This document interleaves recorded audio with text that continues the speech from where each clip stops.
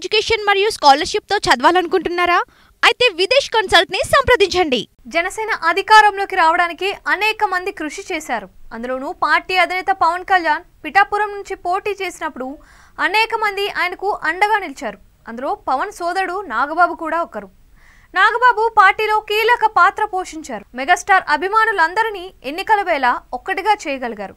కాపు సామాజిక వర్గంలోనూ చీలిక రాకుండా అన్ని జిల్లాల్లో సమావేశాలను ఏర్పాటు చేసిన నాగబాబు తమ్ముడు పవన్ కళ్యాణ్ కు చేదోడు వాదోడుగా నిలిచారు. మెగా కుటుంబంలో ఎవరు పెద్దగా ప్రచారంలో పాల్గొనకపోయినా నాగబాబు మాత్రం పవన్ గెలుపునకు చేసిన కృషిని ఎవరు మరువలేరు. 2019 ఎన్నికల్లో నరసాపురం పార్లమెంట్ నుంచి జనసేన తరపున పోటీ చేసిన నాగబాబు ఓటమి పాలయ్యారు. ఆ తరువాత 2024లో జరిగిన ఎన్నికల్లో ఆయన ప్రత్యక్ష ఎన్నికలకు దూరంగా ఉన్నారు.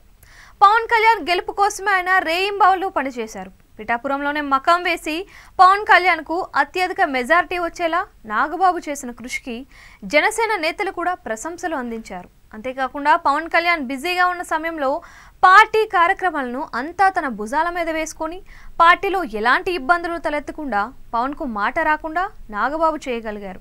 అయితే కూటమి అధికారంలోకి రావడంతో నాగబాబుకు టీటీడీ చైర్మన్ పదవి దక్కుతుంది అనే ప్రచారం అయితే జరిగింది. ఎంతగా అంటే ఆయన ఇక టీటీడీ చైర్మన్ అన్నంతగా. అయితే దీనిని నాగబాబు ఖండించారు.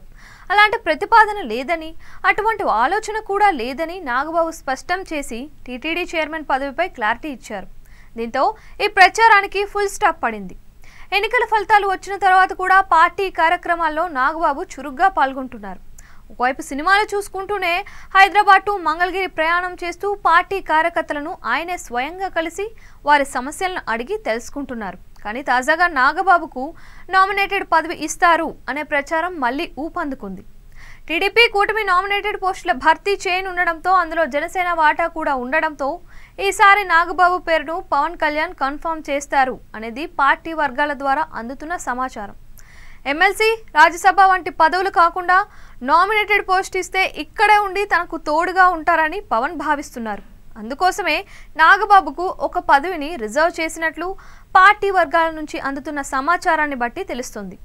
ఫిల్మ్ డెవలప్మెంట్ కార్పొరేషన్ చైర్మన్గా నాగబాబును నియమించే అవకాశాలు ఉన్నాయని చెబుతున్నారు. మరి సోదరుడు అని దూరం పెడతారా, కష్టపడిన నాగబాబుకు పవన్ కీలక పదవి ఇస్తారా అన్నది తెలియాల్సి ఉంది.